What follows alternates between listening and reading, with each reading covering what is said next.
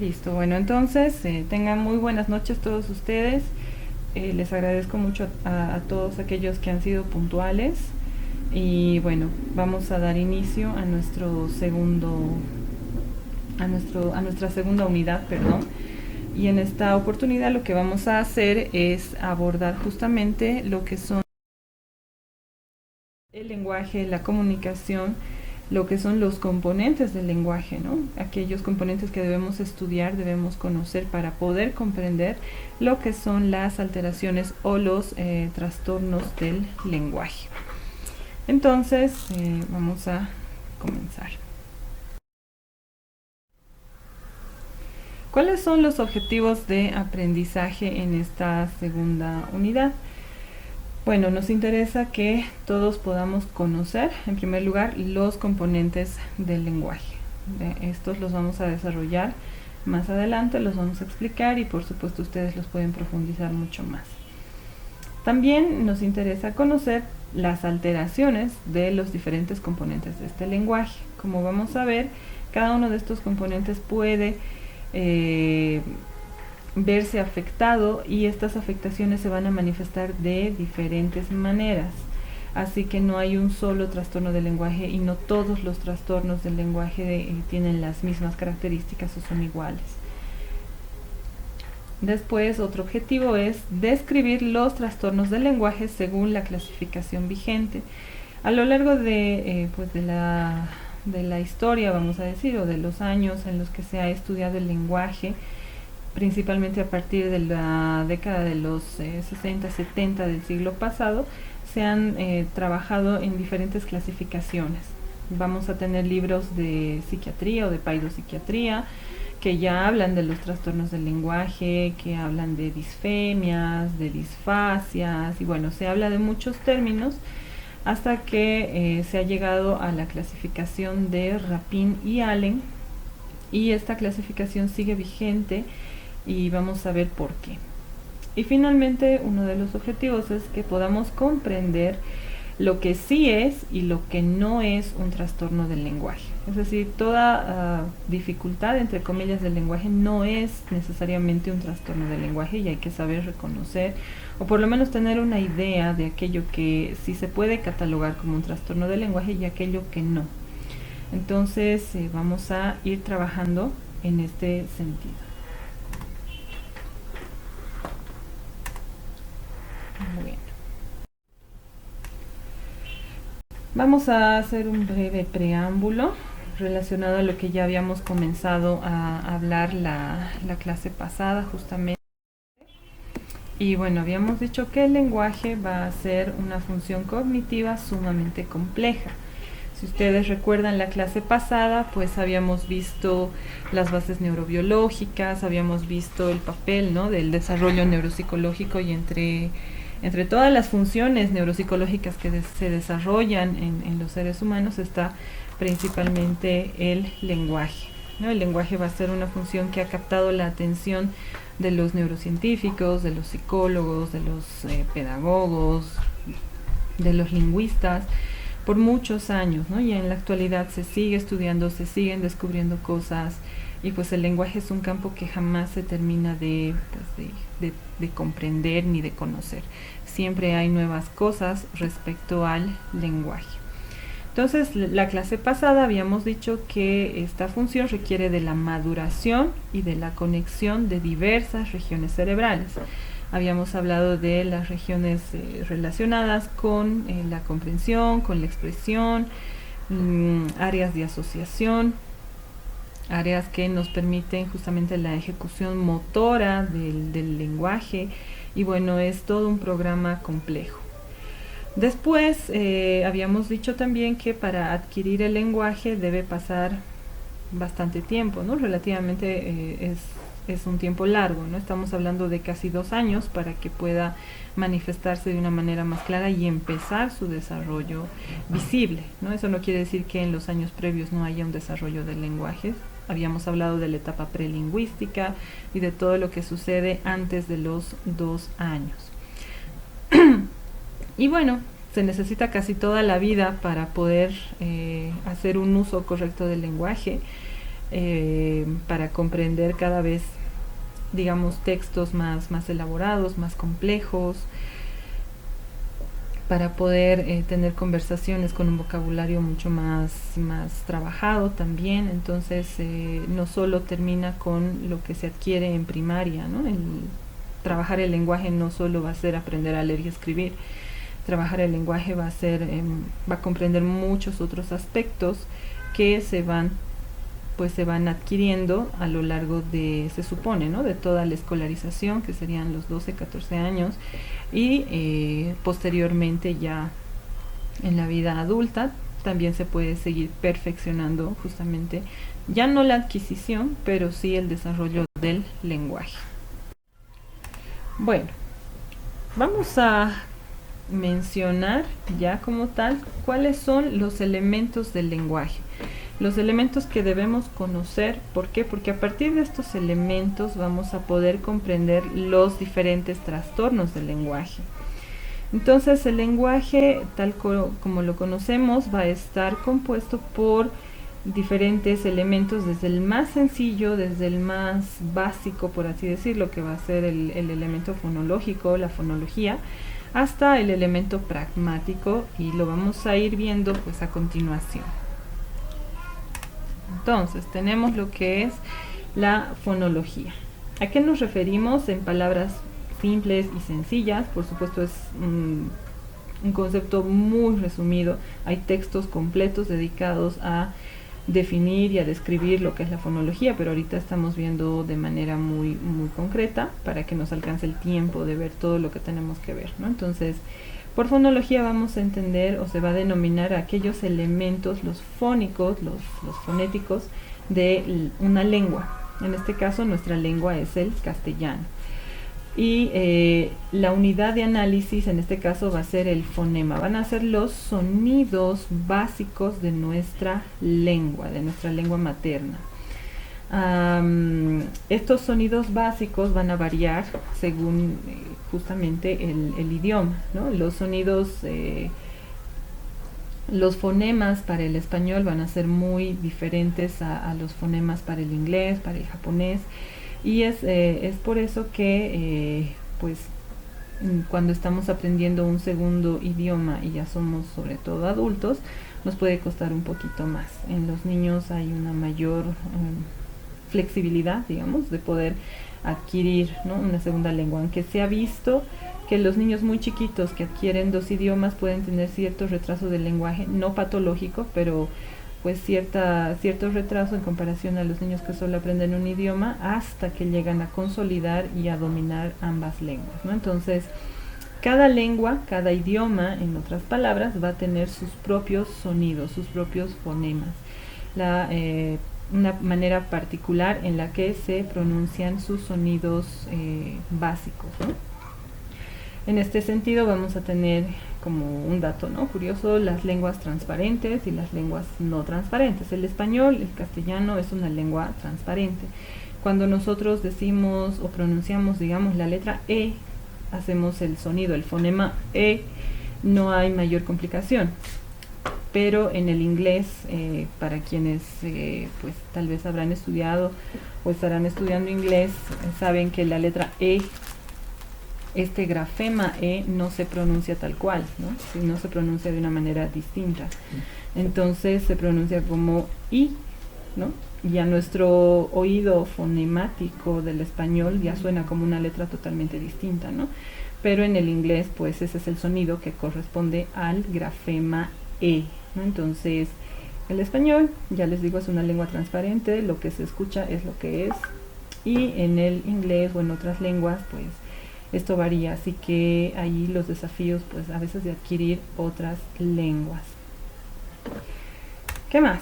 Tenemos la morfología. La morfología se va a referir a la siguiente unidad, que va a ser la unión de fonemas, de estos sonidos básicos o las unidades sonoras de una lengua, que se van a unir y van a configurar, van a conformar ya palabras o morfemas, ¿no? En primer lugar, sílabas, y estas sílabas van a conformar lo que son palabras. Y bueno, ahí me he equivocado, viene lo que es la sintaxis. La sintaxis viene en el siguiente cuadrito. Y bueno, la sintaxis en este caso va a ser la unión de dos o más morfemas y ya la conformación de oraciones, ¿no? Entonces, parte de la sintaxis también es que la combinación de estas palabras como tal sean admisibles, es decir, podamos entender esta combinación de palabras. Ya las vamos a juntar en oraciones o en frases y se supone que estas frases tienen un sentido, tienen una estructura, ¿no? A eso nos referimos con la sintaxis. Por otra parte, vamos a tener otro elemento que va a ser el léxico. Y el léxico en este caso pues va a estar referido al conjunto de todas las palabras en este caso de un lenguaje, ¿no? Va a ser como el almacén de vocabulario que una persona puede tener.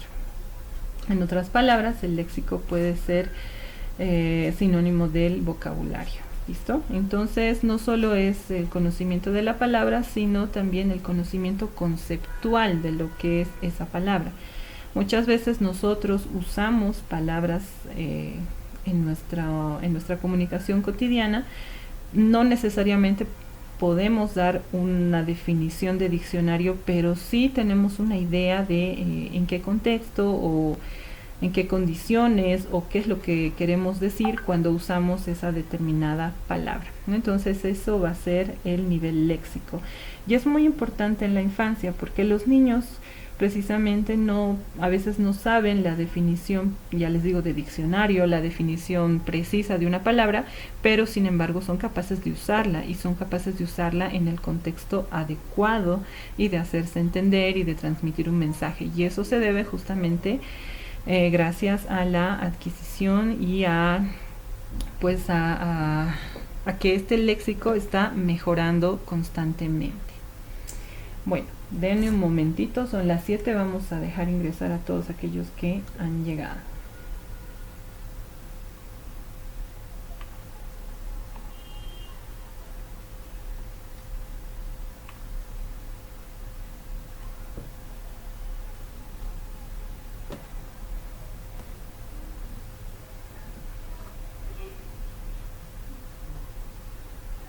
Muy bien. A ver, todos vamos a esperar un ratito más, a ver quiénes más se suman.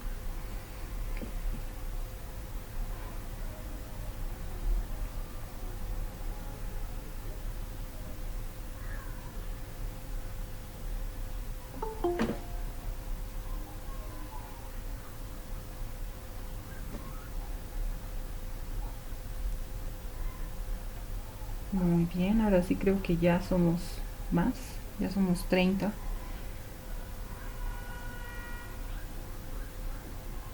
Bueno, a ver, vamos a esperar un ratito más.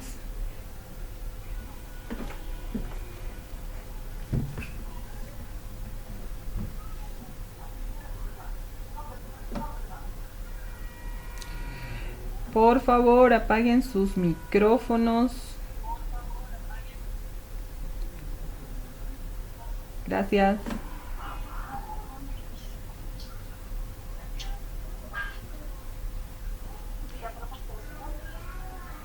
Bueno, vamos a continuar entonces. Apaguen sus micrófonos, por favor.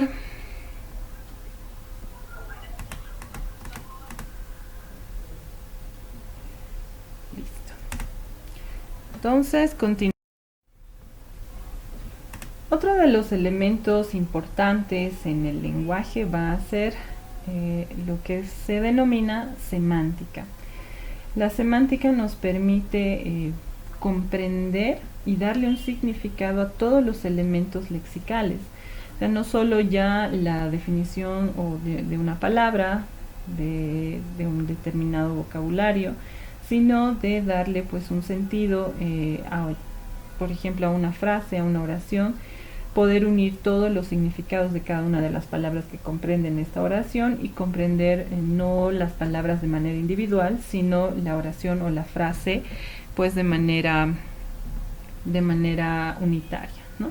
Entonces la semántica va a ser muy importante también para la comprensión de los significados, de los mensajes, de aquello que estamos analizando, leyendo, escribiendo y por supuesto en el lenguaje oral.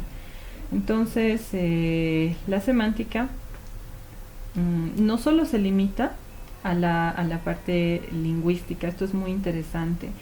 Se ha podido descubrir que la semántica está involucrada en muchos otros procesos, incluso en los visuales. Tenemos un almacén semántico de imágenes, ¿no? De imágenes, entonces cuando vemos ciertas cosas las podemos reconocer, las podemos identificar e incluso las podemos denominar gracias a que hay un almacén, hay un campo semántico no solo para las palabras, sino también para los sonidos, también para las imágenes visuales, para los olores, para todo aquello que ingresa al cerebro mediante cualquier modalidad sensorial. Entonces la semántica va a ser mucho más allá, va a ir mucho más allá del lenguaje, pero en este caso lo estamos viendo pues limitado a nuestro eje de estudio, ¿no? En este caso que es el lenguaje.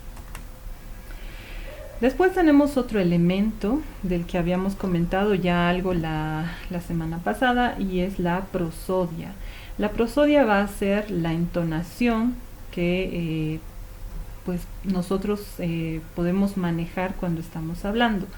La prosodia va a modificar el significado literal de las palabras y de las frases, ¿no? Entonces no es lo mismo hacer la inflexión de pregunta que hacer, digamos, un tono de voz o hacer una entonación de orden, ¿no? O de yo qué sé, no es lo mismo dar una orden que pedir algo por favor. ¿Y cómo diferenciamos esto? Justamente por la entonación en la que se dicen las cosas, ¿no? Y esto corresponde al campo de la prosodia. En el lenguaje infantil la prosodia también es muy importante porque, como les decía en el caso del léxico, sucede lo mismo. A veces los niños no conocen el significado de la palabra, pero mediante la prosodia, mediante la expresión facial que puede tener el interlocutor o el adulto que está hablando, el niño puede comprender el mensaje, ¿no? Entonces a veces los niños no comprenderán ciertas palabras, digamos, violentas o amenazantes, pero por el lenguaje corporal, por la prosodia, ellos pueden captar que están siendo, yo que sé, amenazados o están siendo agredidos o les están gritando, entonces ellos ya reaccionan de acuerdo a esto, ¿no? Y en el caso positivo lo propio, ¿no? En los niños que no tienen afectaciones en la prosodia, pues van a comprender perfectamente cuando estás bromeando, cuando estás diciendo algo, no sé, con risa, con alegría, o lo estás diciendo triste. Entonces los niños captan muy bien la prosodia. Y esto va a ser algo importante en la comunicación y en el lenguaje, y sobre todo en el desarrollo del lenguaje en la infancia. Y finalmente tenemos un elemento que es, pues, tal vez no de los menos estudiados, pero sí es de los más no raros, pero poco frecuentes, ¿no? Es de los poco frecuentes en el caso de alteración, ¿no? O sea, es muy poco frecuente las alteraciones de la pragmática. Y bueno, vamos a ver a qué nos referimos, ¿no? La pragmática es este aspecto, este elemento que nos permite entender un mensaje, por ejemplo, literal y uno simbólico. Es esto que nos permite, está muy ligado a la prosodia, pero en el caso de que estemos leyendo un texto, no hay un tono de voz, ¿no? Estamos leyendo. Y aún así, aún de forma escrita, nosotros podemos reconocer cuando algo se está diciendo con sarcasmo o cuando algo se está diciendo, yo que sé, en un doble sentido, o cuando hay ciertos mensajes, como se dice, ¿no? Entre líneas. Entonces, todo esto, esta interpretación es posible gracias a este elemento que se denomina pragmática. Y por supuesto, la pragmática y todo lo que acabamos de ver son procesamientos cerebrales. No nos olvidemos de eso. Entonces, todo esto lo hace el cerebro y por supuesto nos permite tener un lenguaje bastante eficiente, un lenguaje que nos permite adaptarnos al contexto. Y justamente cuando hay fallas en alguno de estos elementos es cuando se empiezan a dar algunos problemas en la comunicación. Un problema de comunicación en personas que no entienden pragmática o que no tienen pragmática, en casos, por ejemplo, como en el autismo, no hay esta codificación de lo simbólico y lo literal, de lo concreto y lo abstracto, o de aquello que se está diciendo en doble sentido, o de la burla, del sarcasmo, del chiste, del doble sentido, ¿no? Entonces, como no hay esta codificación, pues la persona entiende todo, como se dice, de manera literal, ¿no? Y por supuesto sus respuestas van a ser también de la manera en la que está comprendiendo el mensaje, ¿no? Así que eso puede ocasionar algunos problemas en la comunicación o en la interacción con otras personas. Y bueno, vamos a ir viendo más adelante algunos ejemplos de las fallas, vamos a llamar así, o de las afectaciones en cada uno de estos elementos. Entonces, lo que me interesa mucho en este momento es que ustedes puedan ver que el lenguaje se va a conformar o se va a constituir por diferentes elementos, ¿no? Estos elementos han sido ampliamente estudiados, como les decía, principalmente por los lingüistas, también pues por los psicólogos, por los educadores y precisamente por la neurociencia, ¿no? La que nos ha dado grandes avances. Y el lenguaje, los trastornos del lenguaje no son todos iguales, eso es algo que lo he dicho al principio de la clase y lo repito ahora, sino que van a variar de acuerdo al elemento del lenguaje que pueda estar afectado, ¿ya? Y bueno, vamos a comprender más adelante todo lo que se ha trabajado, todo lo que se ha puesto en la mesa sobre este tipo de, pues de afectaciones del lenguaje.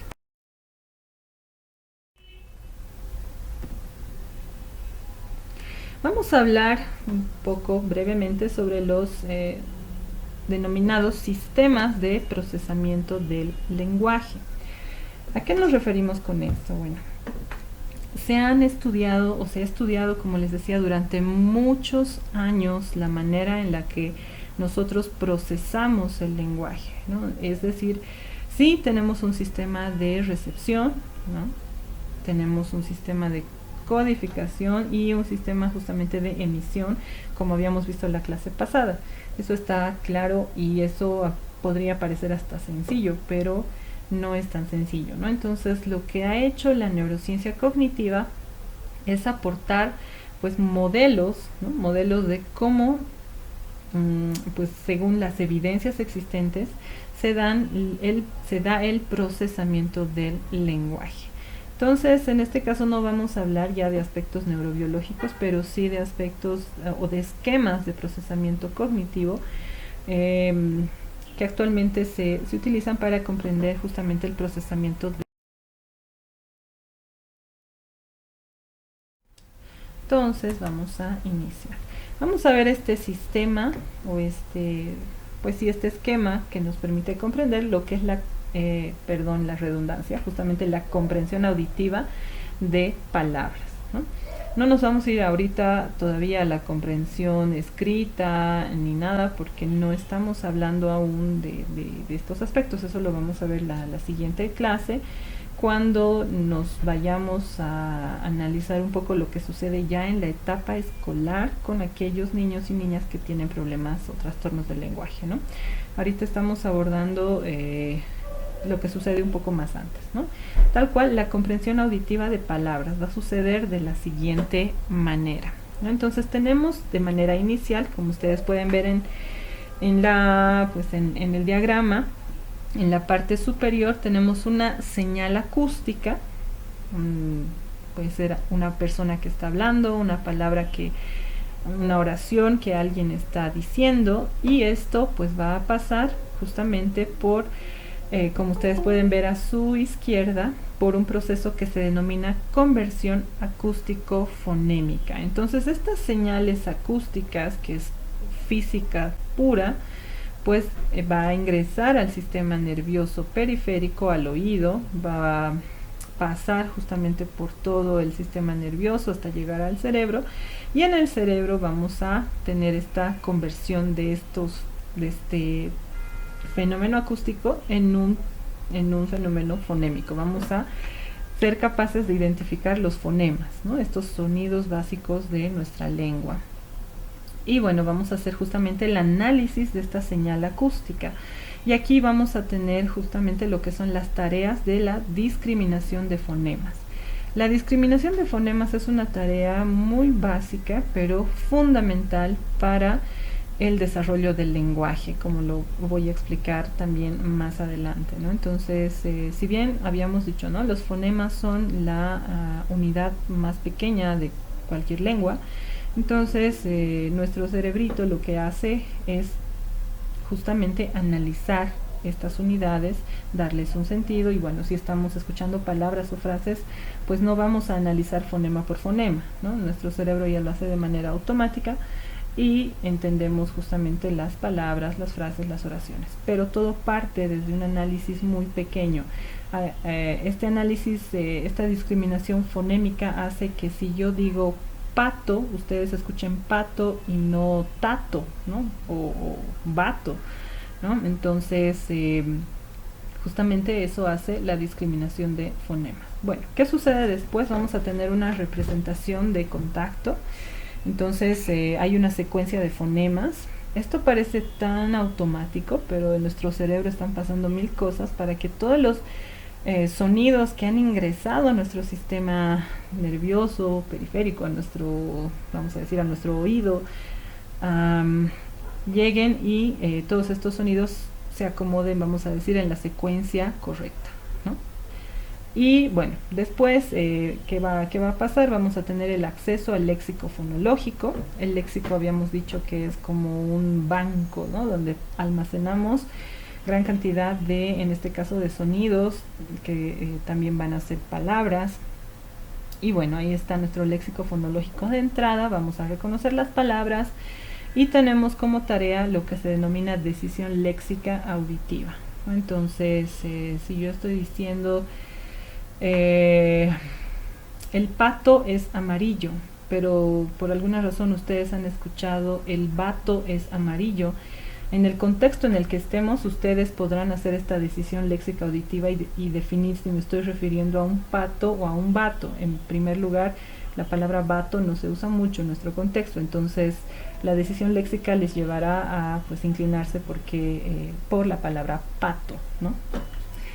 Bueno, posteriormente pasamos a lo que se denominaría el léxico semántico.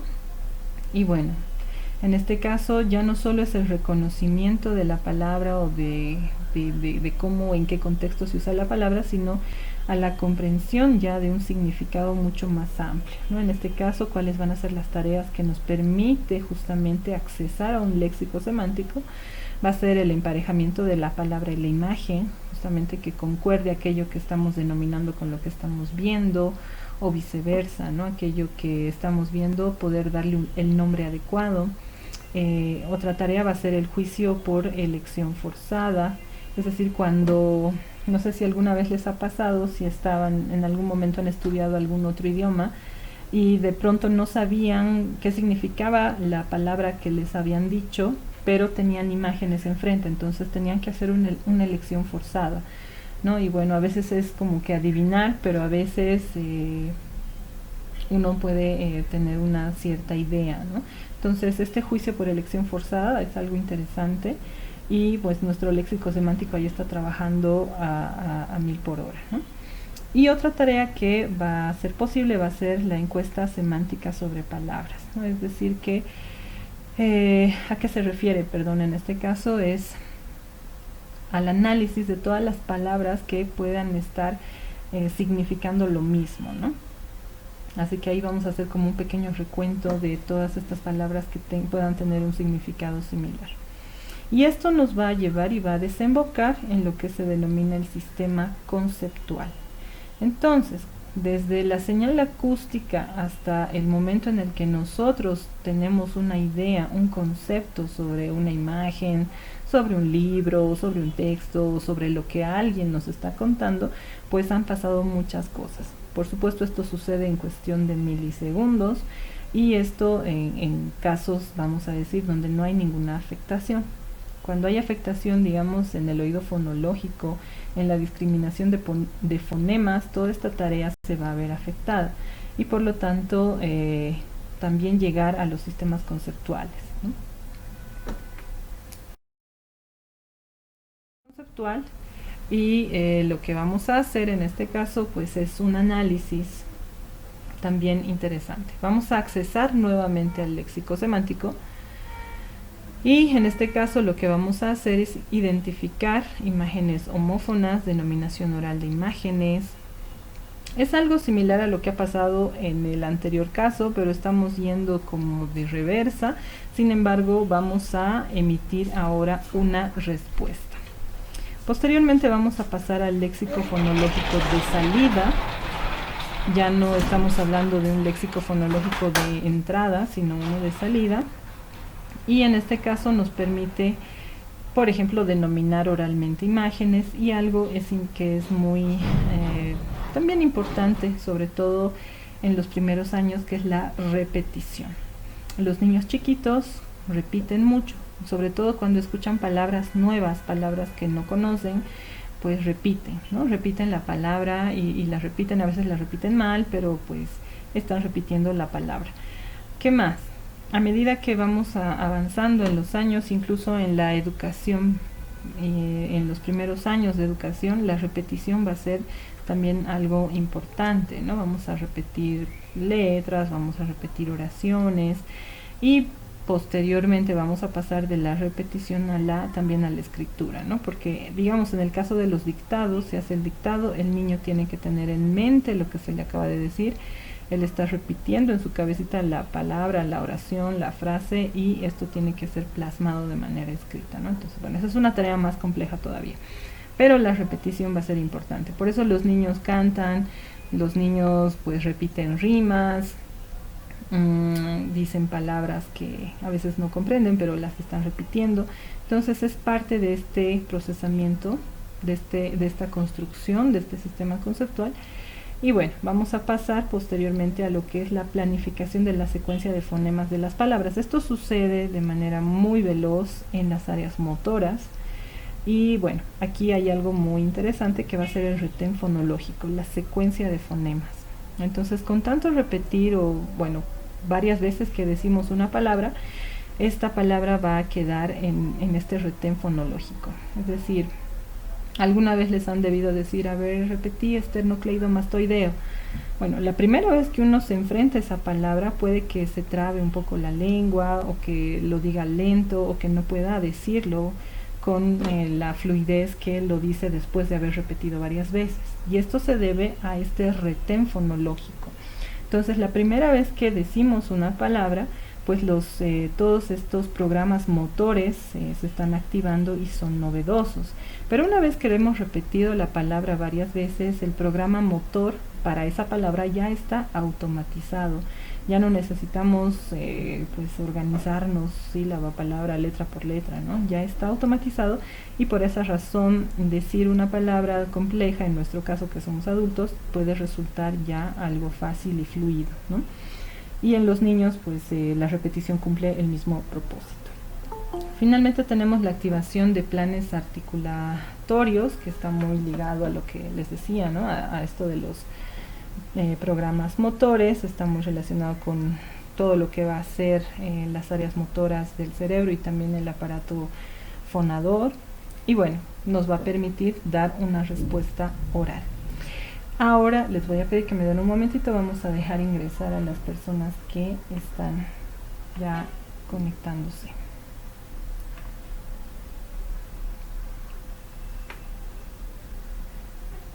Bueno. Ok. Vamos a esperar un momentito entonces.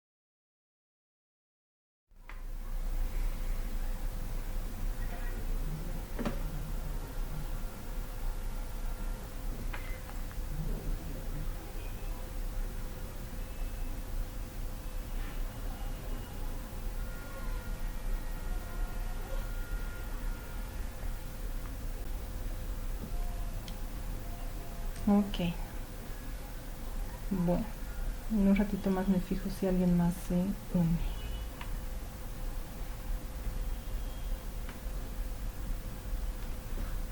Listo.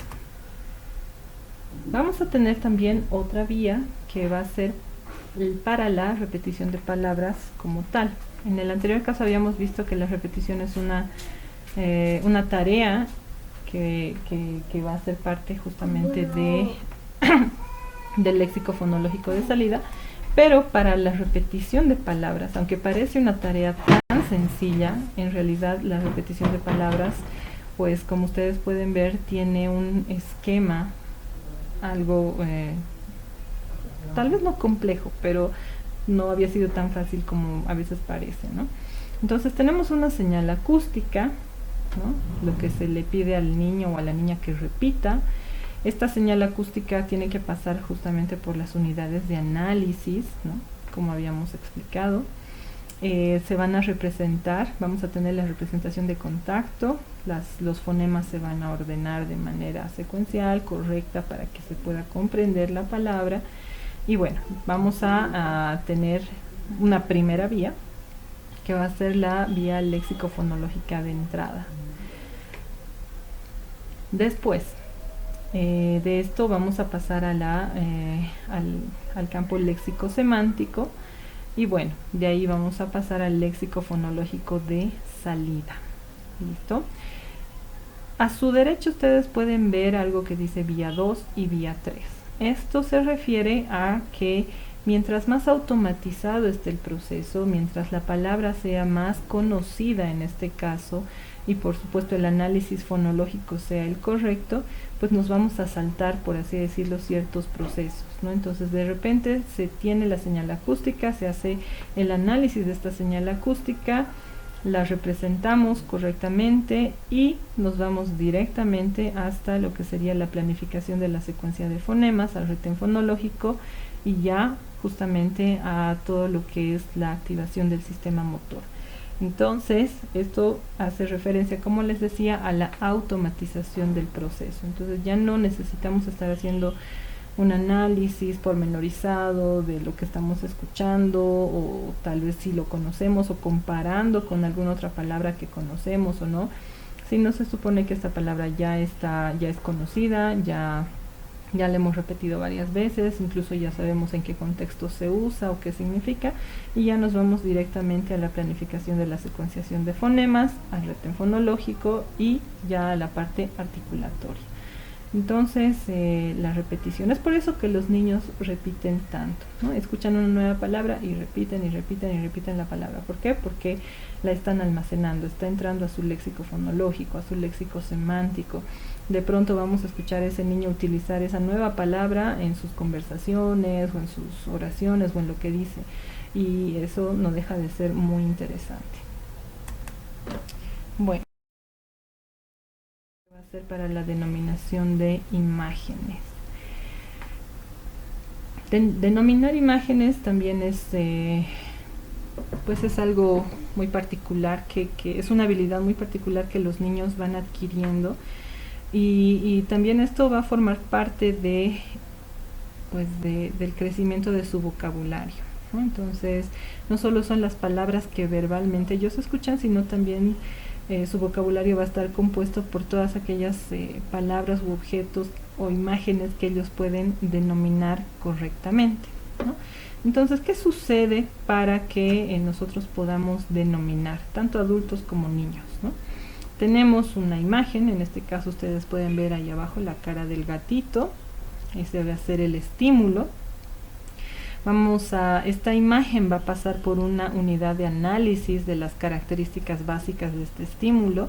Si ustedes ven aquí, el gato no está perfectamente dibujado, no es una foto real, no es un cuerpo completo de gato, pero aún así nuestro cerebro tiene la capacidad de hacer un análisis de las características, pues, básicas de este estímulo, y podemos llegar a inferir que es un gato o un felino, ¿no?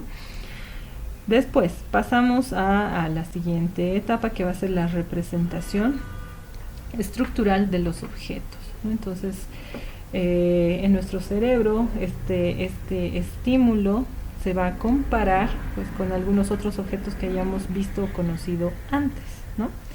Y se va a representar, estas estructuras se van a comparar. Una vez que hayamos logrado hallar a qué se parece esto, le vamos a poder dar un significado a este objeto, y vamos a pasar nuevamente a este sistema conceptual.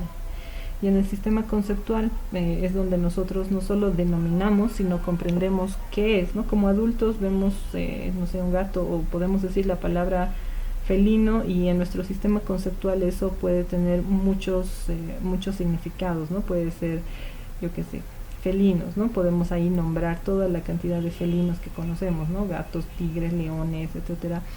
¿Qué más? Que son mamíferos, después que son carnívoros. Entonces hay un montón de información que se va a asociar justamente en este sistema conceptual, y que pues toda esta información está siendo evocada por este estímulo visual que acabamos de ver, ¿no? Y ya en la parte, vamos a decir, de salida, tenemos pues a partir del sistema conceptual el significado de la palabra o de las palabras, ya no solo del objeto, sino de la palabra como tal. Vamos a pues reconocer la forma de la palabra. En los niños esto es muy importante, para nosotros, para los adultos tal vez es un proceso ya automatizado, pero en el caso de los niños las formas de las palabras son importantes, ¿no? Aprender a pronunciarlas adecuadamente, decir la palabra en la forma correcta, ¿no? Entonces están en ese proceso. Y finalmente vamos a llegar al sistema práctico, o en este caso articulador. Va a estar muy ligado a estos aspectos motores del lenguaje que nos van a permitir articular la palabra gato como tal, ¿no? Gato y no pato, gato y no, yo qué sé, mato, ¿no? Entonces, que se pronuncie la palabra correcta con los fonemas correctos va a depender de un montón de cosas. Uno, por supuesto, del reconocimiento adecuado, de que en el sistema conceptual esto se haya identificado de la manera adecuada, de que estas palabras también se hayan estructurado de una manera adecuada, y que nuestro sistema motor además pues haga un trabajo, vamos a decir, eficiente, ¿no? A la hora de pronunciar. Entonces hay muchas cosas que están en juego justamente en esta parte de la producción, de la denominación de imágenes o de objetos. Va a haber sistemas como estos esquemitas para también el lenguaje escrito, o sea, para la lectura y para la escritura, perdón. Pero no los vamos a ver hoy, los vamos a ver la siguiente clase. Me gustaría esencial cuando hablamos del lenguaje, y se denomina la conciencia fonológica. La conciencia fonológica va a ser pues, de vital importancia en la adquisición del lenguaje, y va a ir más allá de los primeros años. La conciencia fonológica también va a ser de suma importancia para la adquisición de la lectoescritura. Entonces, si hay problemas en la conciencia fonológica en los primeros años, y estos problemas no se resuelven de la manera adecuada, pues estas dificultades van a ser llevadas a la primaria, y vamos a tener niños con dificultades para aprender a leer y escribir. No todos los problemas del lenguaje se deben a la afectación de la conciencia fonológica, pero un gran porcentaje, o la mayoría de las veces, se debe justamente a la afectación de este aspecto. Entonces vamos a ver cuáles son las características o qué es la conciencia fonológica, para que podamos comprender mejor de qué se trata. Se trata de conocimientos que se denominan metalingüísticos. No nos estamos refiriendo a aspectos medio raros, ni parapsicológicos, ni nada. Todo aquello que es meta, puede ser la metacognición, puede ser en este caso los aspectos metalingüísticos, hacen referencia a la conciencia que uno va adquiriendo sobre algunos comportamientos o sobre algunas actividades que uno realiza. O sea, es esa conciencia que uno tiene de sí mismo, ¿no? Aplicado, ya les digo, a diferentes aspectos, ¿no? En el caso de la metacognición es esta capacidad de darnos cuenta, digamos, cuando estamos haciendo algo mal, ¿no? Es justamente hacer la autoevaluación, el automonitoreo, la autorregulación del comportamiento. Todo esto está relacionado con la metacognición.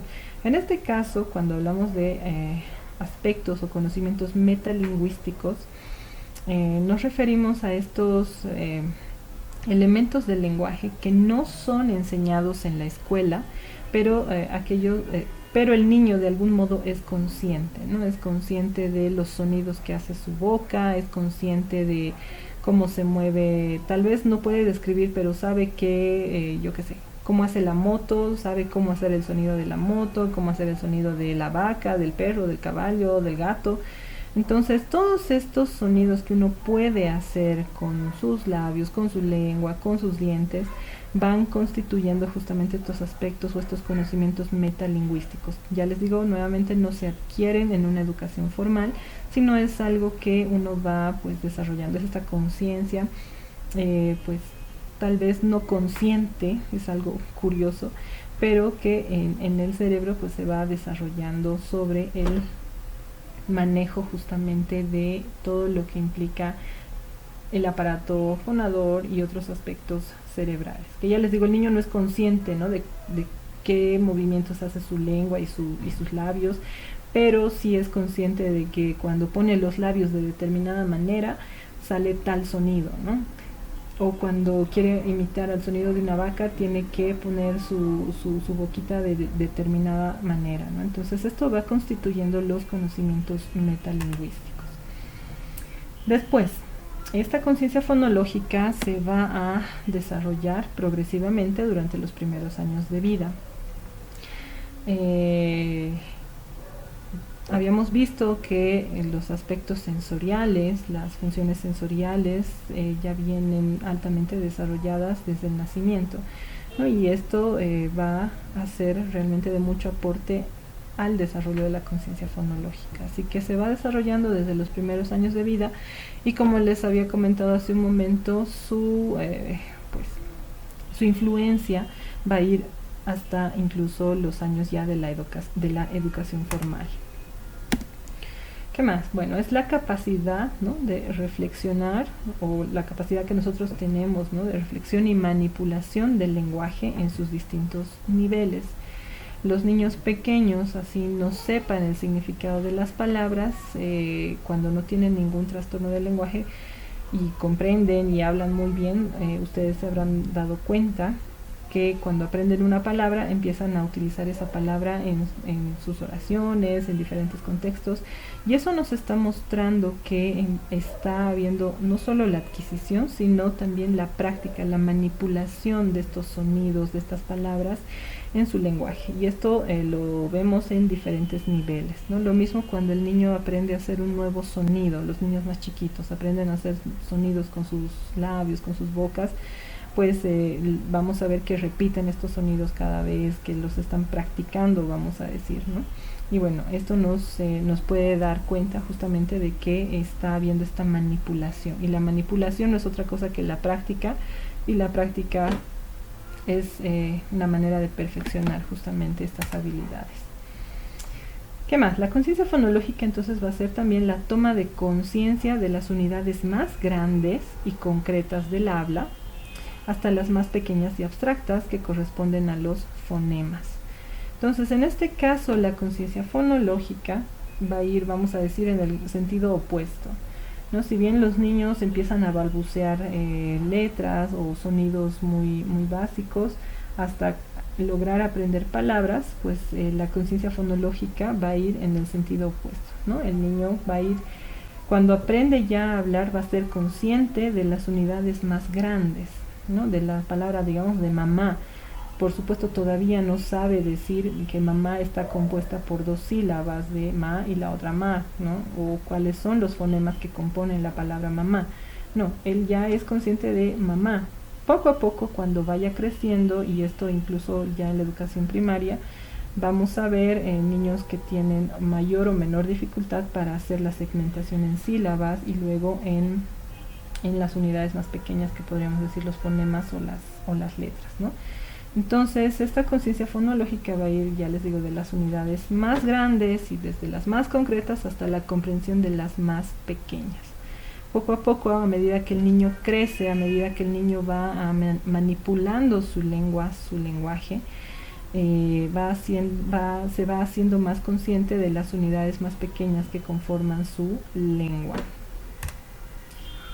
Entonces imagínense cuando hay una alteración o una falla en el procesamiento o en la discriminación fonológica, pues a estos niños les cuesta muchísimo justamente hacer o tomar conciencia de estas unidades más pequeñas que conforman las palabras de su lengua, ¿no? Y es ahí donde también vamos a tener problemas de lenguaje, de lectoescritura, problemas de aprendizaje, ¿no?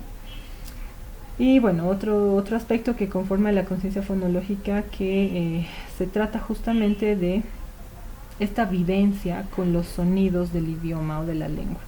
Escuchar, identificar, vincular, manipular estos sonidos. Ya les digo, puede ser con los sonidos que hacen los animales, los objetos, o pues como los niños pequeños justamente qué es lo que hacen o se supone que les gusta hacer es cantar, les gustan estos videos donde pues hay todos, ¿no? Los muñequitos que hablan, que cantan, que hacen rimas, y es un lenguaje muy sencillo y a los niños les gusta, ¿no? Les gusta cantar, les gusta hacer este tipo de vocalizaciones y justamente esta es la manera de hacer, de vivir, ¿no? Todo lo que compone, todos los sonidos que componen la lengua o el idioma en este caso.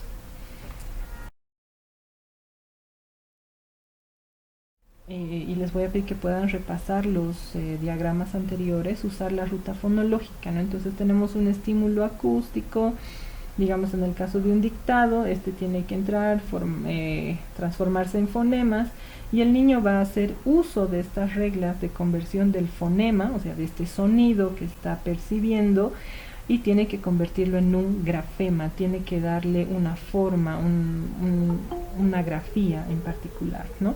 Entonces, este proceso de codificación y de transformación de un fonema a un grafema, para los niños que no tienen problemas del neurodesarrollo, del lenguaje, va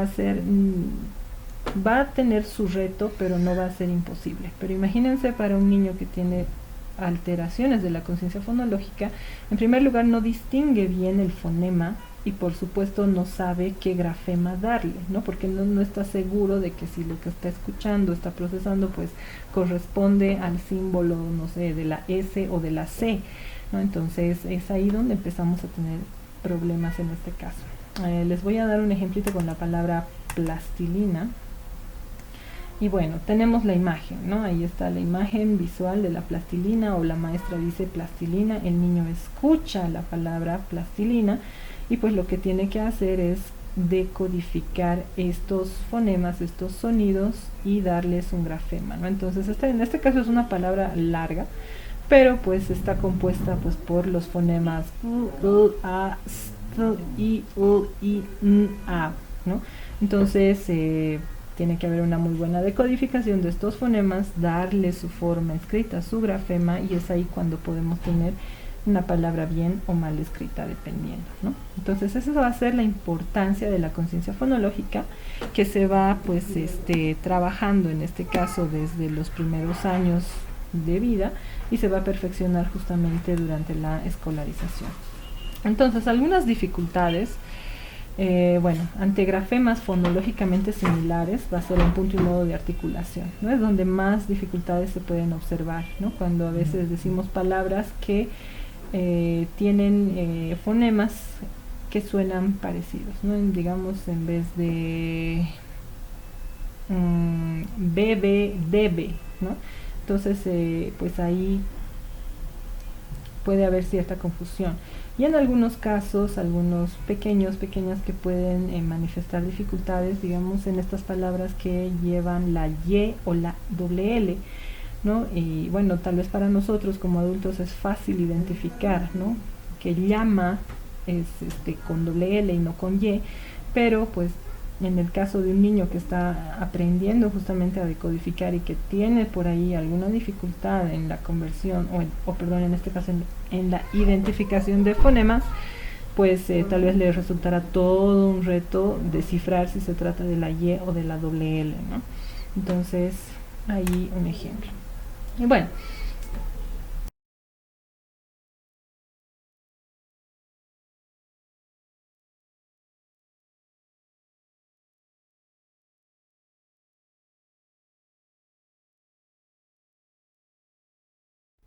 ¿qué le pasa para la conversión del fonema al grafema en el caso de la escritura, ¿no? Cuanto más facilidad tenga el niño para recuperar la palabra escrita, perdón, para recuperar una palabra de forma hablada, de forma verbal, con más facilidad la va a recuperar en la escritura. Entonces es por eso que cuando tenemos niños con dificultades del lenguaje previos a la etapa escolar, pues es muy común que también tengan problemas durante la escolarización. O sea, no es una asociación al azar. Esto está ampliamente descrito, ¿no? Entonces, los niños que recuperan las palabras de forma verbal de una manera más eficiente, las pronuncian mejor o las captan mejor, eh, en los años de preescolar o incluso cuando están adquiriendo ya el habla, pues mientras, vamos a decir en palabras sencillas, mejor hablen, pues también mejor van a poder escribirlas. Y esto se debe justamente a que tienen una mayor claridad, ¿no?, de los fonemas que conforman las palabras y por lo tanto les va a ser más sencillo darles una forma escrita, ¿no? Entonces la repetición y la pronunciación de una palabra va a ser un aspecto importante. Esto va a generar la activación de unidades léxicas. Esto también nos va a permitir la aplicación de las reglas de conversión de fonema-grafema y finalmente nos va a permitir pues tener la palabra en su forma ortográfica o escrita. Dame un momento, vamos a dejar ingresar a las personas que han llegado. Ok.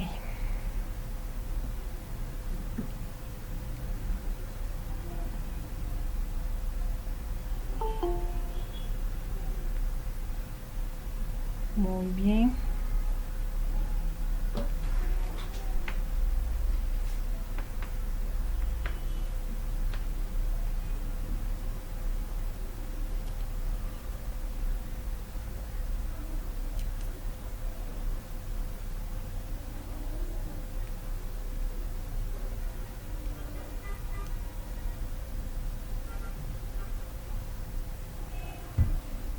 Bueno, darles la bienvenida a las personas que están llegando recién o que han llegado hace un momento.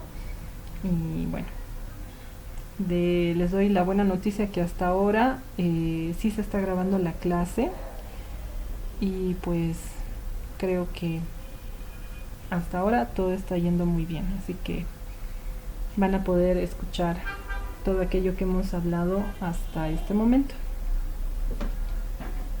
Bueno,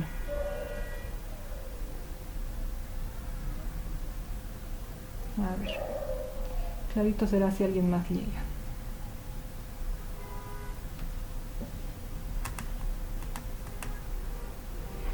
Listo. Bueno, entonces estábamos hablando de lo que es la conciencia fonológica. Por supuesto, acabo de hacer un resumen muy veloz. La conciencia fonológica es algo que ha sido estudiado mucho y se van a encontrar igual textos completos dedicados solo a la descripción, a la conceptualización, a la ejemplificación de lo que es la conciencia fonológica y los invito a que puedan revisar. Yo también tengo algunos textos, lo voy a subir a la plataforma, son algunos artículos sobre este tema para que ustedes le puedan dar una revisada. Es muy importante porque, como les había comentado hace un momento también, la mayoría de los problemas o de los trastornos del lenguaje tienen que ver con aspectos fonológicos, ¿no? Y esta es la razón por la que debemos conocer justamente qué es la conciencia fonológica y cuáles son las repercusiones que tiene en el lenguaje cuando la conciencia fonológica está afectada. Ahora vamos a hablar sobre las causas de las afectaciones del lenguaje infantil. Esta parte es no menos importante, pero la voy a correr un poco para que nos alcance el tiempo. Bueno, ¿qué factores van a influir de manera general en el neurodesarrollo, ¿no? No se olviden que el neurodesarrollo está vinculado directamente con el desarrollo de todos los aspectos cognitivos, afectivos, emocionales, comportamentales en un ser humano, ¿no? Entonces no podemos hablar de un desarrollo cerebral aislado y de un desarrollo entre comillas psicológico que también está por su cuenta. No es así. Ambas cosas van de la mano y bueno, vamos a ver en este caso algunos factores que pueden influir en el neurodesarrollo y por supuesto en el lenguaje, ¿no?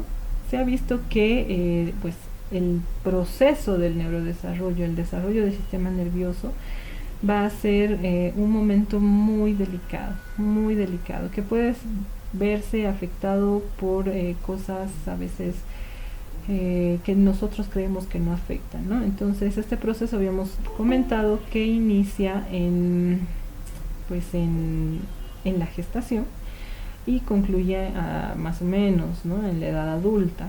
Entonces de inicio por lo menos las primeras etapas iban a ser sumamente delicadas. Y bueno, antes de comenzar esa parte veremos quién ha llegado. Listo. Ok. Entonces, factores genéticos, los factores ambientales y los factores psicosociales. Estos dos últimos van a estar relacionados con lo que se denomina factores epigenéticos. Este es un campo muy hermoso, a mí me apasiona muchísimo, me encanta hablar de lo que es la epigenética y su relación justamente con todo el desarrollo cognitivo, el desarrollo psicológico de los seres humanos. Es maravilloso, pero por razones de tiempo y porque no tampoco es el tema central de nuestro módulo, no lo vamos a ver. Sin embargo, ahí se los dejo, se los menciono para que si les da curiosidad lo puedan revisar. Bueno, entre los factores genéticos vamos a tener, por ejemplo, antecedentes familiares, ¿no?, directos, que un papá, una mamá o pues algún familiar directo, puede ser incluso los abuelos, las abuelas, hayan tenido un problema similar, en este caso del lenguaje, ¿no? Es muy posible que, digamos, si el papá tenía problemas de aprendizaje, es posible que haya tenido problemas de lenguaje y que alguno de sus hijos también tenga, ¿no? Después, ¿qué más puede afectar, ¿no?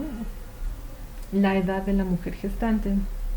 Mujeres muy pequeñas, vamos, no pequeñas, ¿no?, sino menores de 17, 19 años o menos, o mujeres mayores de 35 años tienen mayor riesgo de que sus guaguas tengan algún problema de tipo genético o alguna afectación de este tipo, ¿no?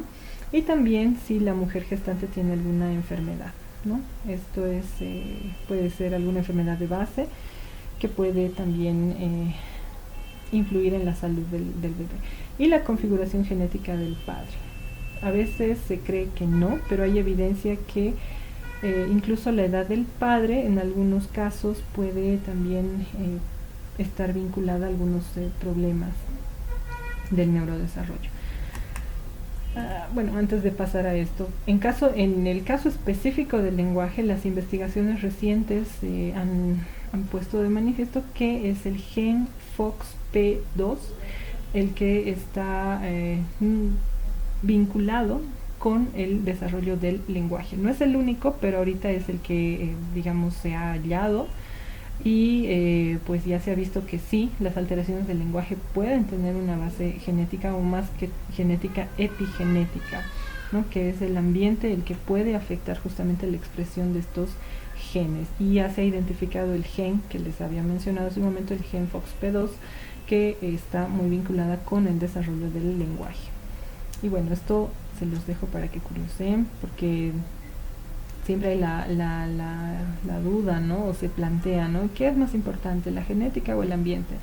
Y bueno, pues aquí tenemos a Donald Hebb, que se lo considera uno de los padres de la neuropsicología.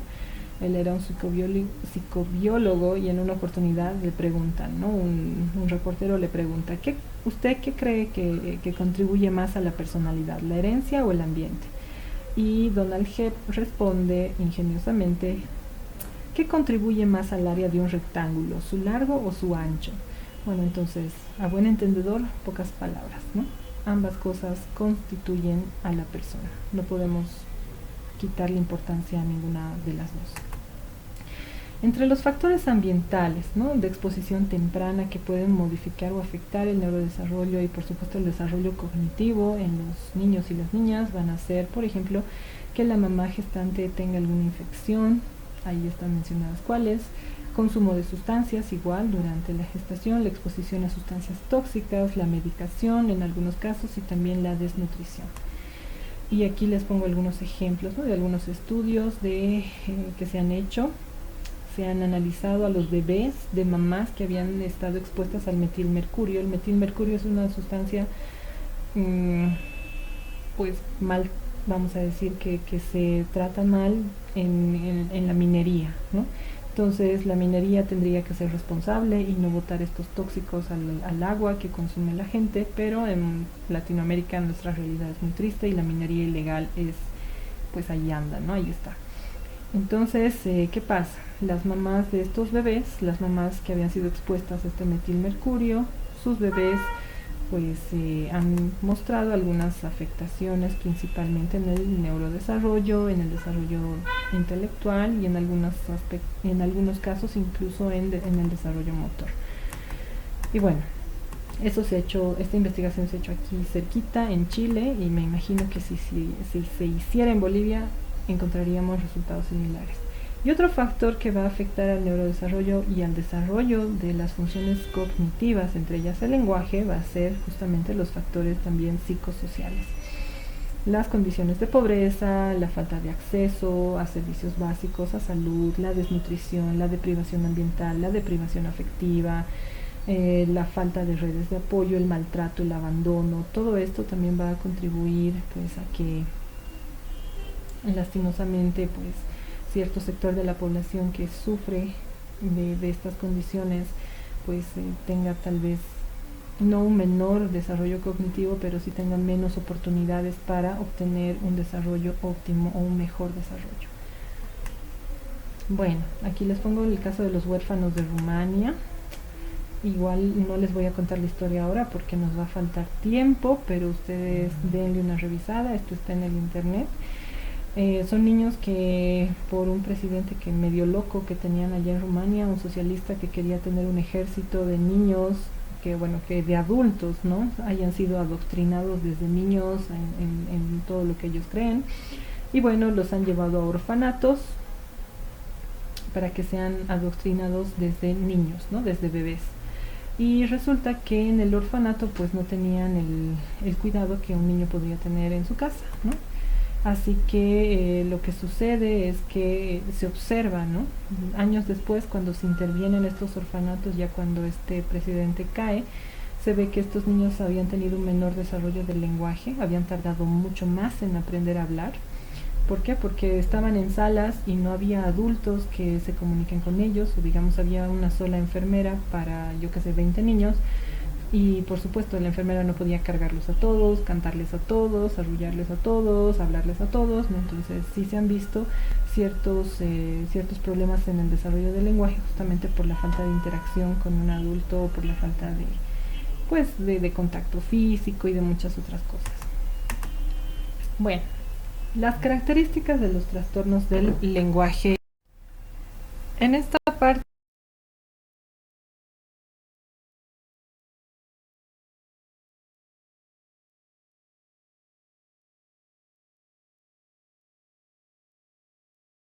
vamos a componentes y bueno, vamos a tratar de darle un sentido a todo lo que hemos desarrollado desde el inicio de la clase y lo que vamos a hacer.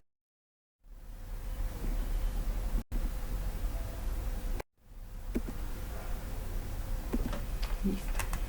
Bueno, algunas consideraciones previas, recapitulando, ¿no? El lenguaje habíamos dicho que es algo muy complejo y no voy a cansar de insistir en esto. Necesita y requiere de la maduración de diferentes regiones, de su adecuada conexión y bueno, de un tiempo determinado para su plena aparición. Otra consideración previa que tenemos que tener para no confundirnos son los hablantes tardíos. Son estos niños que de pronto se pareciera que se atrasan un poquito al hablar, pero no tienen un trastorno del lenguaje como tal. Algunas características que se menciona de los hablantes tardíos es que, en primer lugar, no debemos evidenciar problemas sensoriales, o sea, son niños que sí están tardando en hablar, pero no tienen problemas ni sensoriales, ni intelectuales, ni ningún otro trastorno del neurodesarrollo. Son niños que comprenden muy bien y también son niños que se hacen entender, ¿no? Tal vez les faltan las palabras o tal vez les falta bueno, un lenguaje inteligible, pero se hacen entender. Entonces se puede observar una comprensión y una expresión, tal vez no pues al nivel, ¿no? de sus pares, pero sí se ve que no les falta, ¿no? Comprensión principalmente. Y también se ve en estos niños que normalmente el lenguaje se va a regularizar durante la etapa preescolar, es decir, ya cuando entran al preescolar de 4 o 5 años, de pronto empiezan a hablar fluidamente, se les entiende, entienden muy bien, entienden instrucciones, preguntas, y bueno, esos podrían ser clasificados como hablantes tardíos, no son niños con trastornos del lenguaje como tal. Bueno, para un trastorno del lenguaje, ¿qué es lo que debemos considerar?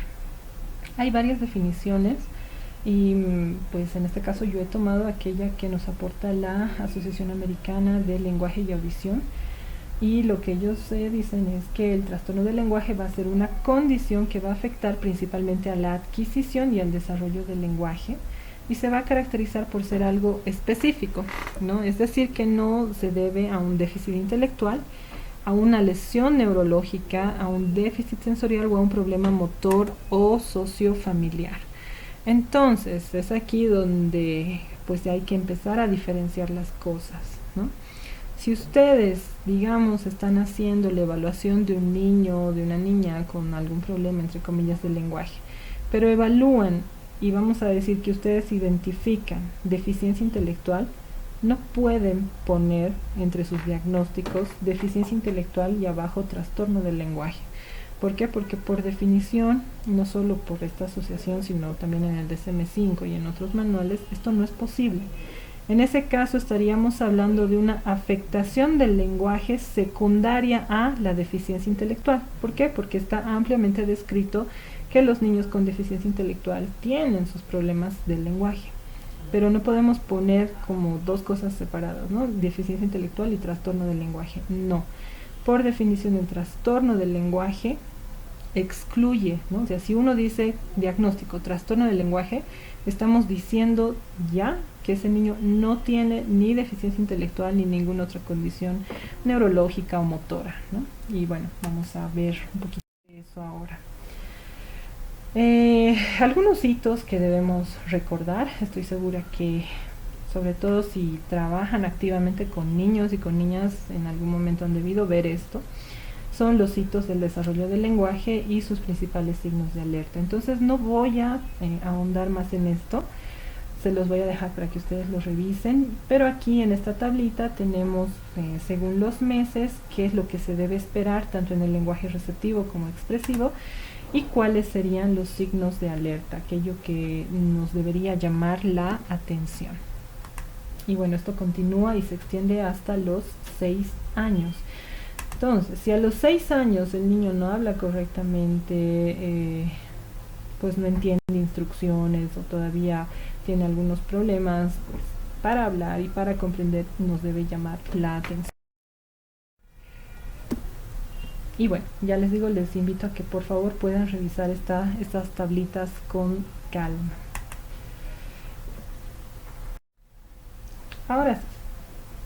Entonces, cuando vamos a considerar una afectación, un trastorno del lenguaje, bueno, tenemos que considerar lo anterior, justamente los hitos del desarrollo del lenguaje, porque si no sabemos los hitos del desarrollo del lenguaje, es pues muy difícil que podamos pues hacer un diagnóstico, una aproximación a un trastorno del lenguaje.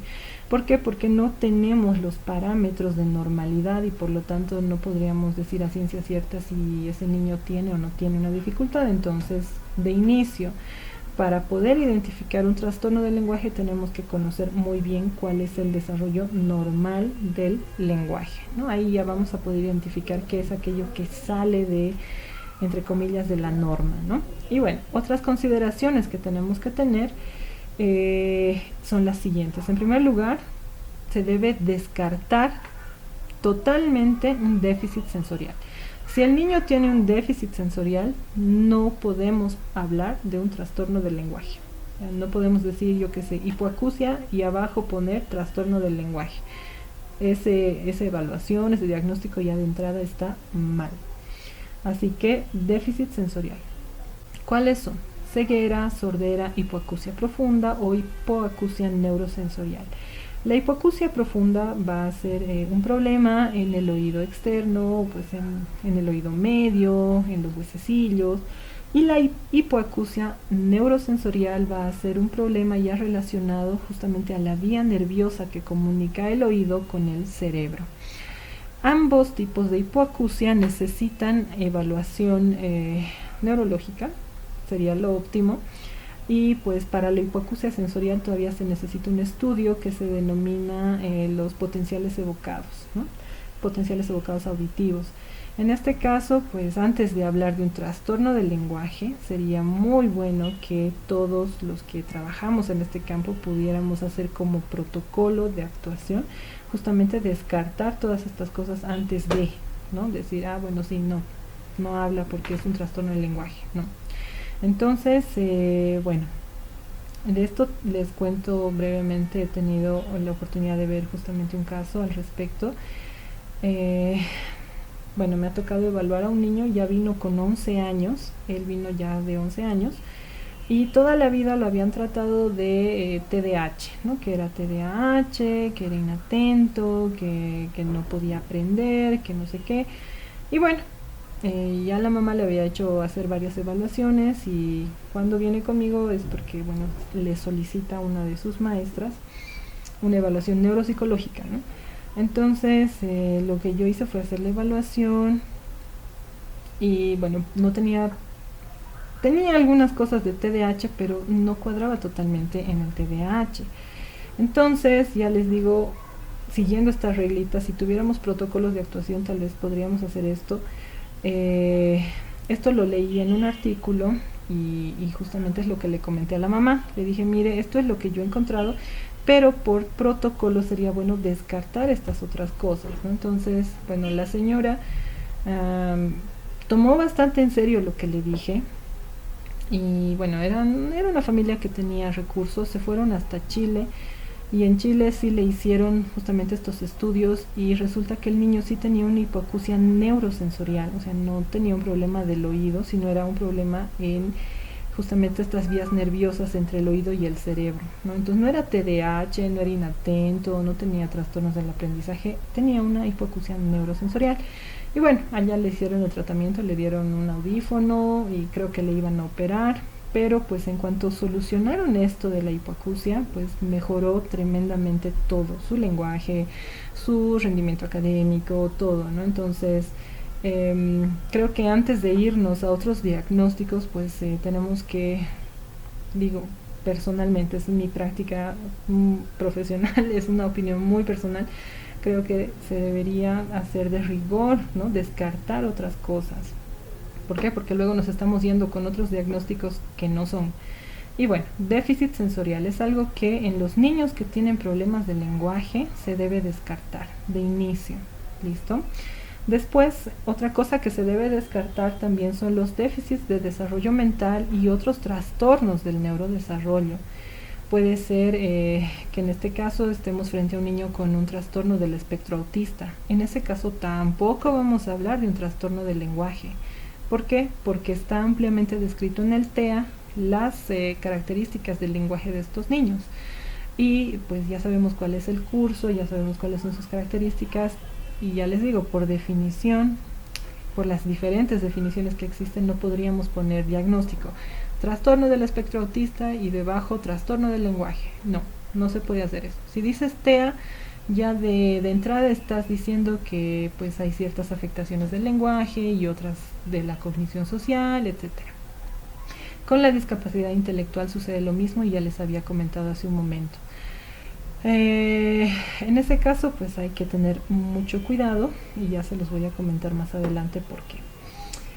También se deben descartar otros déficits neurológicos y es por eso que no tenemos que tenerle miedo a mandar a nuestros pacientitos o a nuestros niños a hacer una consulta con el neuropediatra.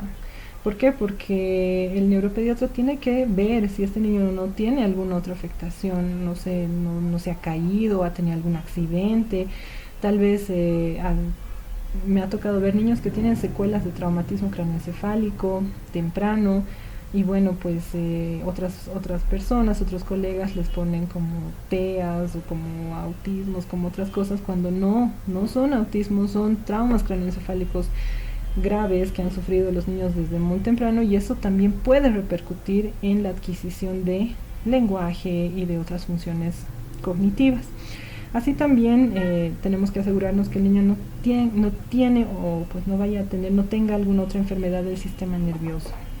No puede haber otras condiciones. La más tal vez, no digo conocida, pero sí es muy común y también ocultada en nuestro medio es la epilepsia. ¿No? Y la epilepsia infantil pues va a tener ciertas repercusiones también en el desarrollo del lenguaje, ¿no? Entonces, si el niño tiene epilepsia, pues tampoco aplica el diagnóstico de trastorno del lenguaje. Va a ser una afectación del lenguaje secundaria a la epilepsia en este caso. Se deben, por supuesto, hacer las medidas de lo que son el lenguaje. Hay diferentes pruebas para esto, tanto para preescolares como para escolares. Y bueno, sí tiene que haber, por supuesto, un bajo rendimiento en esta área, ¿no? Se supone que si estamos hablando de un trastorno del lenguaje, va a haber un bajo rendimiento en lenguaje. Pero a comparación de otras cosas, en tareas que requieren un desempeño no verbal, en tareas no verbales, el desempeño tiene que ser por debajo del promedio o superior al promedio. ¿Listo? Entonces, si el desempeño en tareas no verbales es igual deficiente, pues posiblemente estemos frente a un trastorno, a una deficiencia intelectual como tal. Pero en estos casos muchas veces la dificultad se va a focalizar en el lenguaje y va a haber un contraste. En las habilidades no verbales les va a ir bastante bien. ¿Qué más? Bueno, habría que hacer la prueba de audición. Este niño tendría que tener una prueba audiológica normal. Si tiene una prueba audiológica normal, bueno, entonces sí puede ser un trastorno del lenguaje como tal. También tendríamos que asegurarnos que no ha habido episodios recientes de una otitis, una disfunción neurológica, tal como habíamos comentado hace un momento. Y en cuanto a la estructura oral, al aparato, vamos a decir, motor del lenguaje, tampoco tendrían que haber anomalías, ¿no? Y esto igual, pues uno tiene que preguntarlo, tiene que investigarlo, ¿no? Con la mamá o con el médico que esté tratándose el niño. Y bueno, una función motor oral también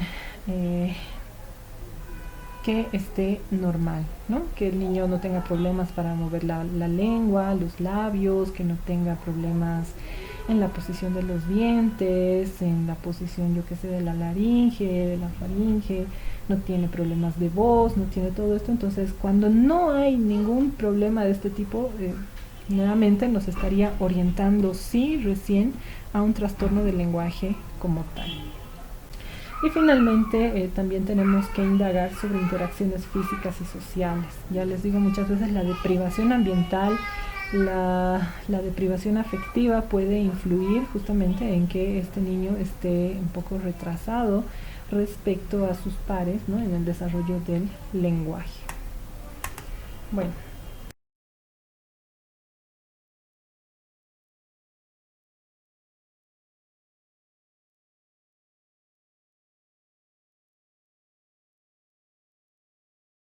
Indicadores más específicos, indicadores relacionados ya con los elementos que habíamos mencionado al inicio de la clase.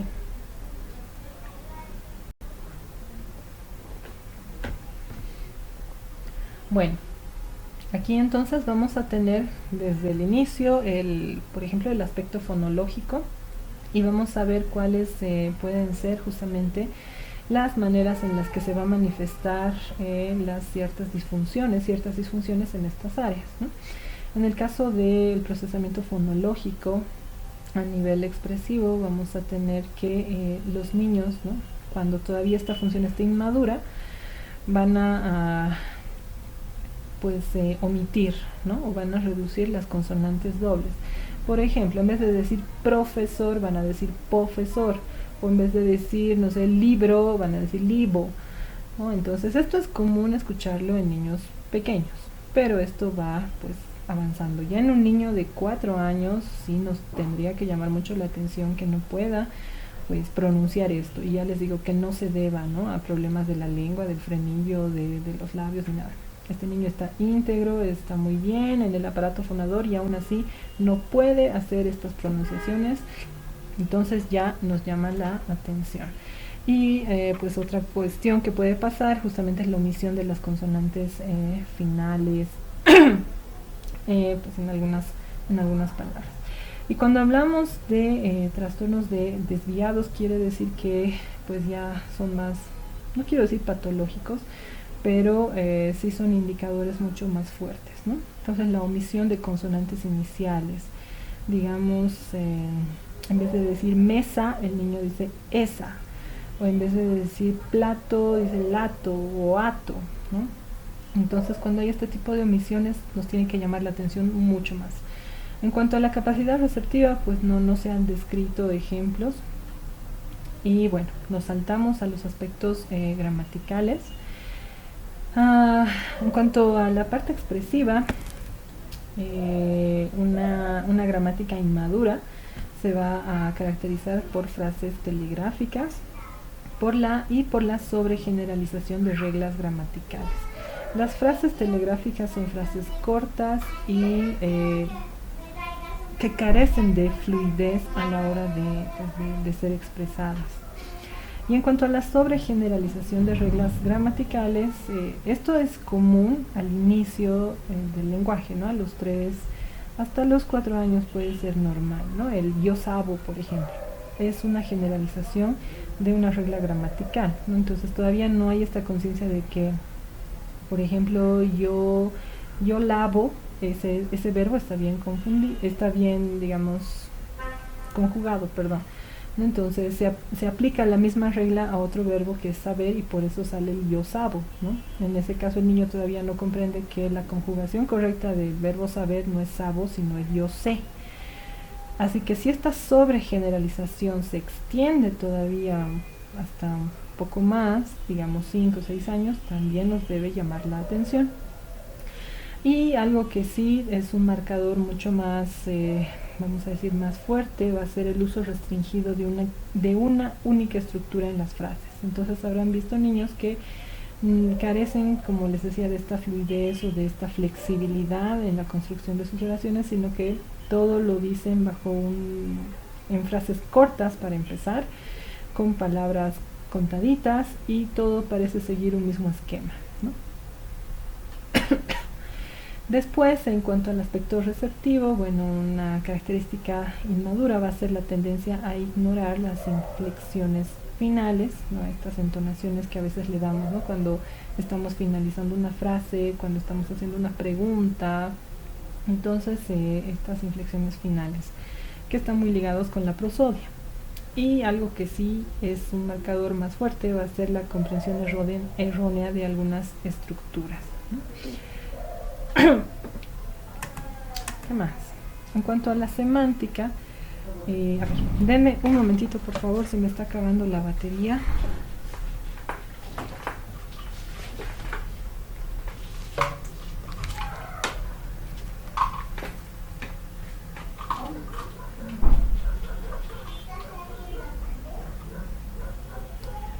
Ay,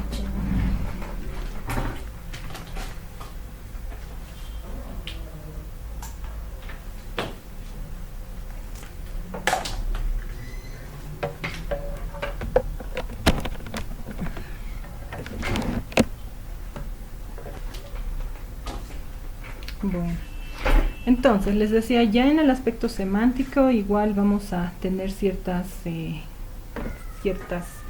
características que nos deben llamar la atención. Vamos a tener una sobreextensión del significado de las palabras, es decir, que una palabra puede ser usada hasta para aquello que en realidad no debería ser usado. Y también pues las dificultades para denominar, lo que se llama anomia. Entonces de pronto le faltan palabras, justamente puede ser por una falta de vocabulario, y esto es común en los niños con problemas de lenguaje, no tienen mucho vocabulario, entonces fallan al denominar o al ponerle nombre a algunas pues, objetos, imágenes que estén viendo. En cuanto al aspecto receptivo, nuevamente lo que les mencionaba hace un momento, un vocabulario muy pobre, confusión entre palabras que tienen varios significados.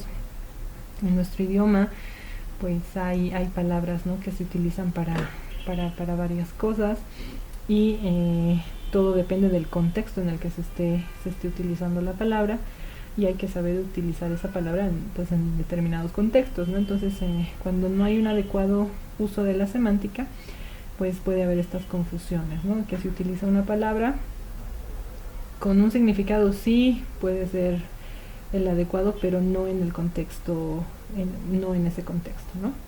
Y la pragmática, bueno, uso erróneo de las frases de cortesía, uso del lenguaje social de forma inadecuada, problemas al reconocer el humor y el sarcasmo, y la tendencia a responder a las preguntas de forma literal, independientemente de la situación. Entonces, la pragmática es un problema un poco más raro de encontrar, no es tan común como digamos, los problemas de procesamiento fonológico, pero sí es posible verlo, ¿no? Puede ser en algunos problemas donde hay afectación de lo que es la cognición social, ¿no?, donde no se reconoce muy bien todos estos aspectos, y bueno, también es algo que nos debe llamar la atención.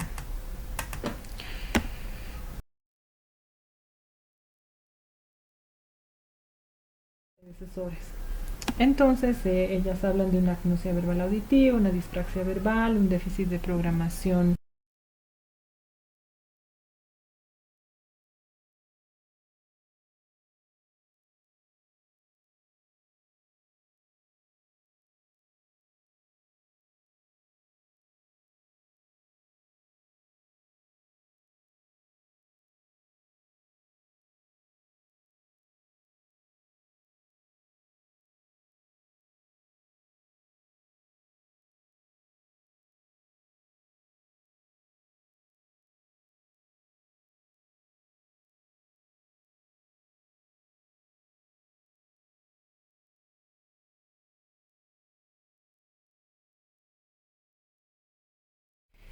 fonológico, y un déficit también fonológico sintáctico, léxico sintáctico, semántico pragmático, etcétera.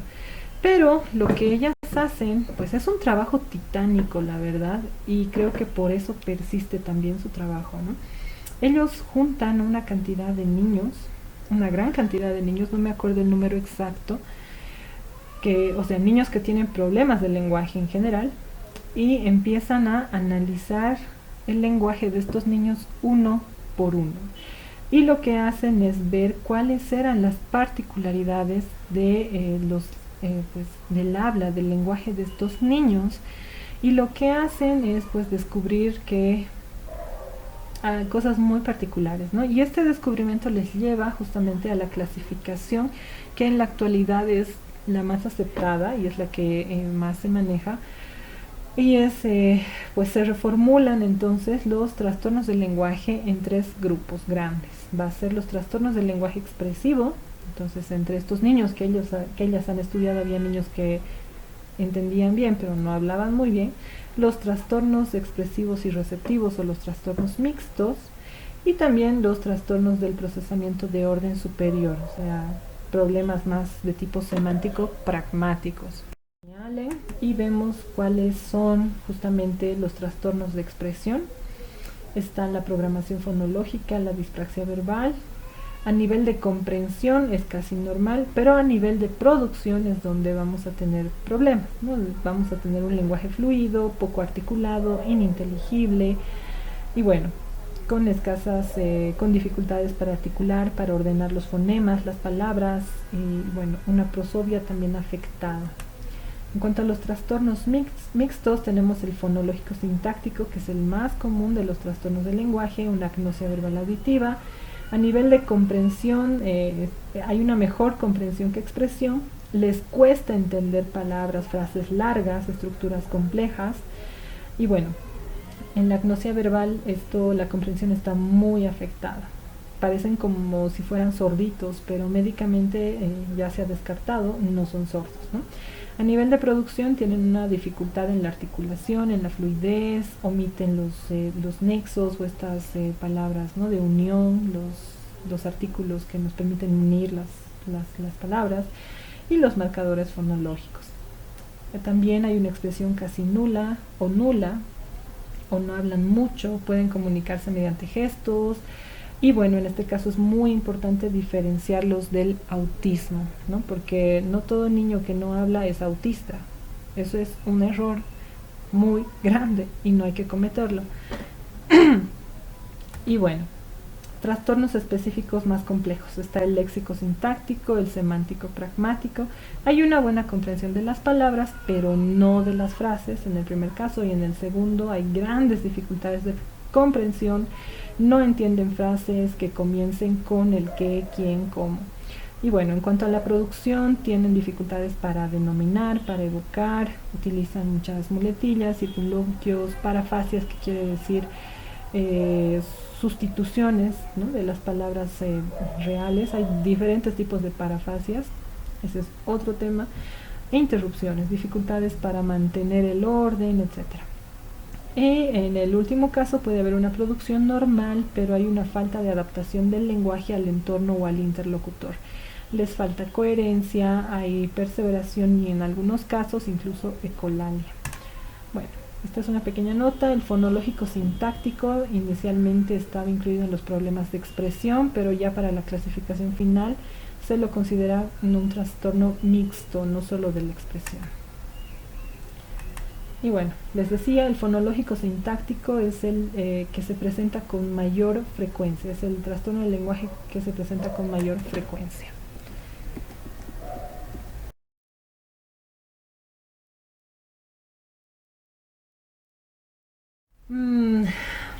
Les ha debido pasar para quienes trabajan con niños, justamente, y para quienes en algún momento han tenido que evaluar.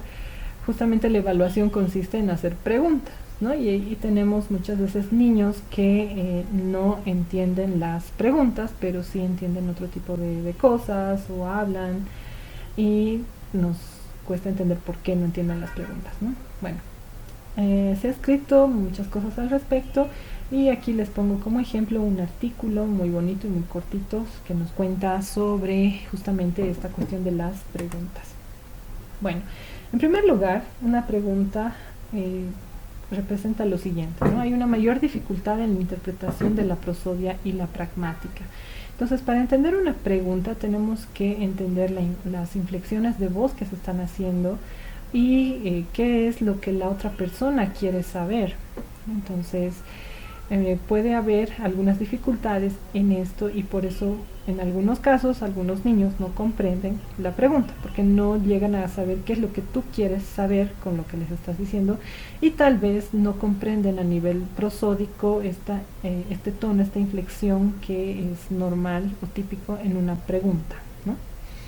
Después se puede observar en estos niños una respuesta ecolálica, que quiere decir que tú les preguntas algo y ellos lo repiten, ¿no? Te les dicen, hola, ¿cómo estás? Y no te dicen bien, te dicen, hola, ¿cómo estás? Te dicen lo mismo. Es un gran error creer que una respuesta ecolálica es autismo automáticamente, para nada. Este es un signo, sí, es uno solo, pero puede tener diferentes causas. Sí, en una primera instancia puede ser autismo. Los niños autistas pueden tener respuestas ecolálicas, pero no necesariamente es autismo. Los niños con trastorno del lenguaje también pueden tener respuestas ecolálicas. Y los niños con deficiencia intelectual también. Son tres casos totalmente distintos y una respuesta ecolálica no nos puede llevar a hacer el diagnóstico de una u otra cosa, ¿no? Tenemos que pues hacer lo que se denomina el diagnóstico diferencial, y es ahí donde está el desafío y el reto de quienes trabajan o de quienes trabajamos en este caso con niños que tienen pues problemas no solo cognitivos sino también del lenguaje. Entonces, nuevamente les repito, una respuesta ecolálica no es sinónimo de autismo. Después, la comprensión de preguntas simples se observa a los 12 y 18 meses de vida. Esto es algo que debemos tomarlo en cuenta, ¿no? Si de pronto el niño tiene 3 años y no entiende preguntas, pues no es normal, no está bien, nos tiene que llamar la atención. ¿Por qué? Porque está ampliamente descrito que a partir del año y medio, los niños ya empiezan a entender preguntas simples. Por ejemplo, ¿dónde está mamá? O no sé, pues, ¿dónde está tu cuchara? ¿No? Y está enfrente de él, son capaces de entender ya ciertas cosas. Además que tal vez no entienden a cabalidad las palabras, pero pueden interpretar las claves prosódicas y las expresiones faciales. Y finalmente, el reto de las preguntas con WH en inglés, o en español las que serían qué, quién, cuál, que no entra, por supuesto, porque cuál no se escribe con QU, pero bueno, estamos haciendo una analogía con el inglés. Y bueno, estas preguntas de por sí representan un gran reto para los niños y mucho más para aquellos que tienen dificultades o trastornos del lenguaje. Se ha visto que preguntas con qué o con quién les cuesta mucho. Si es una pregunta con qué o con quién de 2 palabras, digamos, ¿quién come?, pueden responder, no sé, decir yo o mamá o papá. Pero si a esta pregunta con qué o con quién se le aumenta una palabra, digamos un complemento, ¿quién come pan?, ya, listo, los perdiste, es posible que ya no te puedan contestar. Y peor aún, si a esta pregunta se le añade ya una frase completa, ¿no? Digamos, ¿quién come pan en la sala con papá? Peor, ahí sí ya tal vez no vayan a responder, ¿no? Entonces es interesante que estas preguntas de qué, de quién o con quién, etcétera, representan un gran desafío para todos los niños y más aún para aquellos que tienen algún trastorno del lenguaje.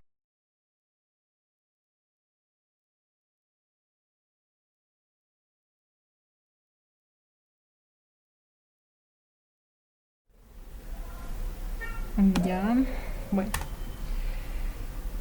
Retraso en la comprensión y en la expresión del lenguaje, ¿no? En una de estas áreas o en ambas, ¿no? Antecedentes familiares de un trastorno del lenguaje o de la lectura. Esto puede ayudarnos a comprender mejor, ¿no? Así también, pues hay algunos criterios bien sencillitos, pero que son ampliamente aceptados y han sido propuestos por Rescorla, que es un investigador justamente en problemas de lenguaje infantil, y él nos dice 2 cosas, ¿no? Que, en este caso podríamos considerar a un niño que es hablante tardío si a los 2 años pues tiene un vocabulario menor a 50 palabras, y si además para los 2 años no es capaz de producir combinaciones de 2 palabras. Entonces sí es algo bien sencillito, pero es algo que podemos ir ya analizando y poco a poco, por supuesto, profundizando.